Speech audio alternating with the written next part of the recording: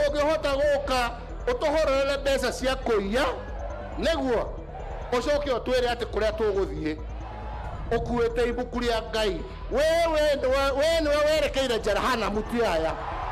Kama mko na shida na Wakikuyu, hamuko na shida na Wakikuyu kuliko sisi wa Kalenjin. Tuko na shida kubwa zaidi. Si mumecheza na moto na mumeumia? Munataka kurudi kwa moto ama munataka kuokoka? Munataka kuokoka? We are here because of the current very bad situation. We are here to explain only basics. And this is in a matter touching on the 4.2 trillion budget. The big question which everybody is avoiding to ask is, how did we get there to 4.2 trillion? How did we get there? That is the problem. The problem is not on the 319 billion, which is a shortfall on the budget. But the budget, the question is, how did we get there? In my view, we should not have been there in the first place. And the whole finance bill tries to finance or to power that 4.2 trillion. I want to say, without any hesitation, without any reservation, without any doubt in my mind, the 4.2 includes also budgeted corruption. So the best way forward is this. You look back and there was a PS Treasury, Mr. Kenywa, and later the president, former President Uhuru Muigai Kenyatta, by then President RUTO was a deputy. We put up this scenario that in every day, each and every day, Kenyans lose about 2 billion shillings on corruption. That is true. I sat in Parliament in various committees, and that figure is accurate. In fact, I guess today it could be almost 3 billion per day. But let's work on the 2 billion. So if you do simple calculation times 365 days, that is 730 billion. So if we can stop that budgeted corruption of 730 billion, then we don't have to come and start taxing bread, touching the most sensitive area, the land and other things. So we can still run the current budget, giving them all benefits of doubt without corruption and still have a surplus budget. So I propose a very simple finance bill. Very simple and very basic. Anybody, even a class 7 person can be able to do that one, to calculate that one. You apportion a certain amount, which I'm going to define, to the DCI. Don't start saying he comes from this tribe or he comes from this party or whatever he is. New money. We apportion about 20 billion shillings to the DCI. I'm now constructing a true finance bill. Give DCI new money, 20 billion. Give him the freedom to do what he's trying to do within the penal code. He will nab everybody who is attempting to loot the 730 billion. That way the budget balances pretty well. To go with that, we do about 7.5 billion to ODPP for effective prosecution. They need to come on their feet and be able to prosecute without joking, and do it thoroughly and steadily. We do another 7.5 billion to judiciary so that they can run a 24 hours court system. They can be able to do that if you finance them. They have the will. They are men and women of goodwill. I know most of them. I've met most of them in life, including the Chief Justice. These are people who mean good for this country. If you bring evidence, hand evidence there and then, if you have been caught lady-handed with that cash you have stolen or whatever it is, and they are facilitated to go to the site and it's proven, they will do what they are supposed to do according to the law. And if judiciary have that kind of money, and then we are putting into the ODP that kind of money, and then I said DCI who will conduct the investigations based on what we're informing the DCI, that is not more than 35 billion only, and we shall recover the budgeted corruption of 730 within this budget. I'm not even talking about complications. However, we need to appreciate the Gen Z, and they should be rewarded by being allowed, not being given honoraria, but being allowed to form the ombudsman, special ombudsman, so that they are able to collect the reports of those corruption things. They have the data, they are able to monitor, and we allow about 5 billion for them.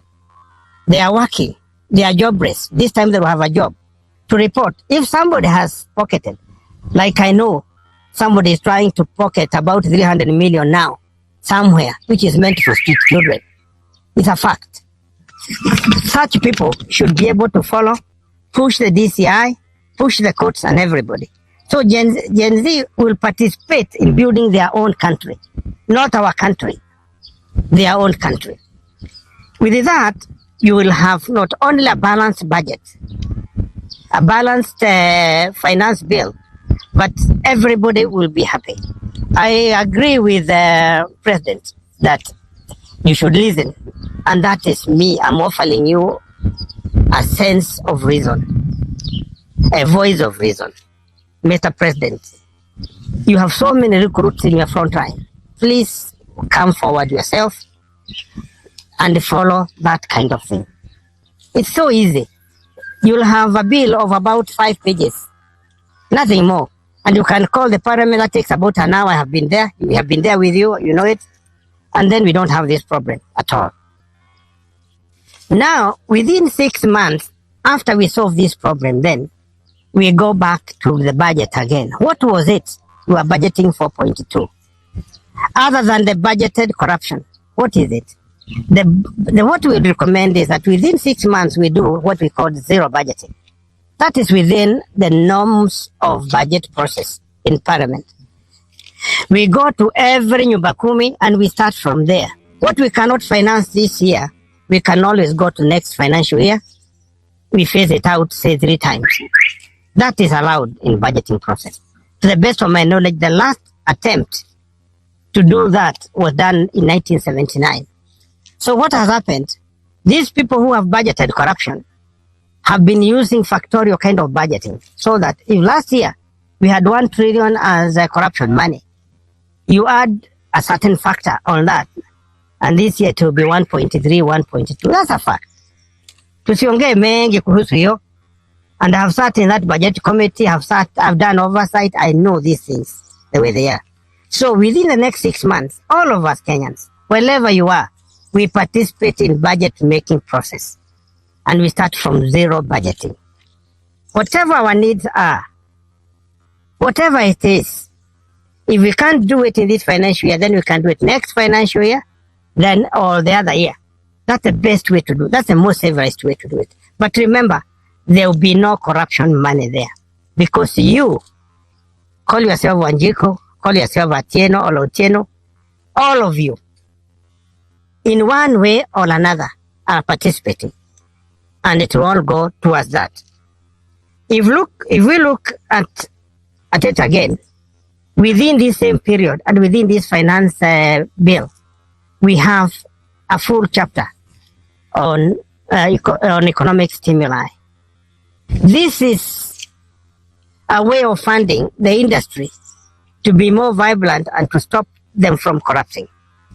And I would have this very simple proposal in this finance bill. Number 1 is on VAT. You stay at 16%, the way you are saying it. 16%. And I target here the major industries like the hotel industry.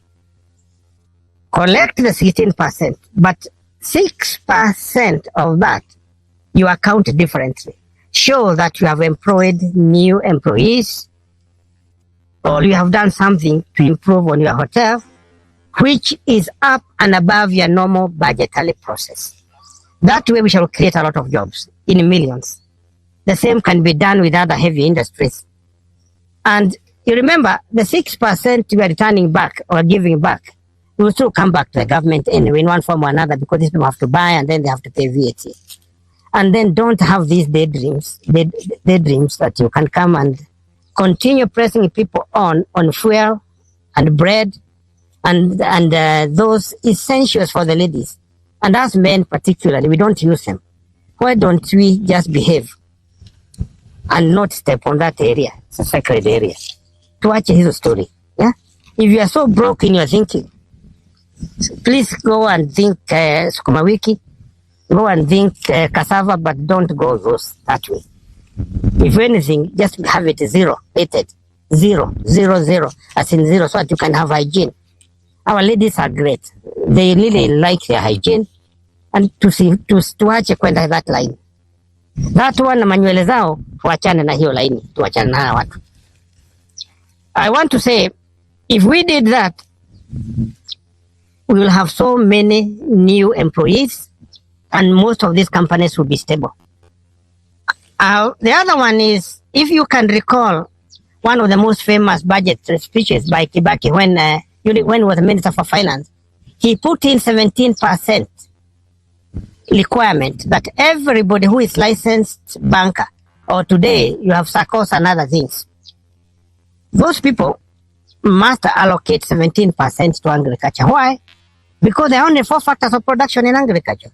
You have land, labor, capital, entrepreneurship, or management. So to stimulate agriculture, currently, what they are lacking is capital. So by having affordable loans, which is controlled by the state, like that time we were doing it at 2.5% interest, a lot of people will show up and do agriculture. If they do, we'll have good supply of food, and then the working class will spend much less on food and quality food, and more people will be employed. So I propose that the president and his team considers 20%. Anybody who wants to give the loans, whether you are giving in trillions or billions, but 20% should be going towards agriculture. That is doable under this finance bill. Again, I'm saying, I'm taking my thinking, I'm only taking my thinking to only 5 pages of that finance bill, not 1,500 to cheat Kenyans. The other things you should not touch. Don't touch land. If you start overtaxing land, then you are already increasing the production cost in agriculture which you are trying to save. So don't touch. The British were chased from Kenya because of touching on land. India Ribaki. The Indian did not touch on land, he did business. So if you people in power want to be chased, just touch on matters to do with the land. That is nothing to look for. That's a textbook fact. Usiguze mambo ya mashamba, wachana naye. Let people who can produce. Finally, you have to revive projects that are viable. Garana failed because of the corruption budget. When people saw how much was going to be spent at Garana, about 7-8 billion, they thought they should have made 10 billion themselves. People who had proposed, like John Mutudo, were never allowed to go near Garana because it is a holy place. It's a place where there was going to be major eating. Little do they know that if they had bothered to lead that project properly, we would have employed over 2 million people from that project alone. Unga would be at less than 50 shillings. My president, Dr. William Samoei Ruto, you know, when I tell you, I'm telling you the truth. Na ukweli tupu. Maize here is more expensive than maize being grown on a lava valley in Israel. Why? Because of these so many parameters. Fake fertilizer being imported. Some of it radioactive. Don't allow that. Let's do other business. But we look at such major projects like Garana and others which can be formed. For instance, you know it, it's a textbook fact. And I've spent 21 years in school and university, in 4 universities. I can tell you, Turkana County can produce more food. I repeat, Turkana County can produce more food than Egypt. A fact. And that is a textbook fact. I'll tell you more. Kiambu can be bigger than the Rwanda economy they boast about. Kiambu has the foundation to do better than Rwanda. So why are we killing ourselves? Now that Gen Z have woken up, let us now give them a chance to come and supervise us, the old timers, to come and make sure that we do the right thing. And nobody should attempt to kill those children. They are making you come from your nyamachoma. They are making you come from your slumber. They are coming to feature you. Please don't look at them. Don't fight with them again. Take your 2 hours, make a new finance bill, withdraw that change thing, and then have something that will help everybody in Kenya. I want to touch on education. Really, you look at it and you see it every day. 2 very bad things are happening in Kenya. Look at the number of kids who are in secondary schools and primary schools. I guess over 10 million. Look at them. They have hope.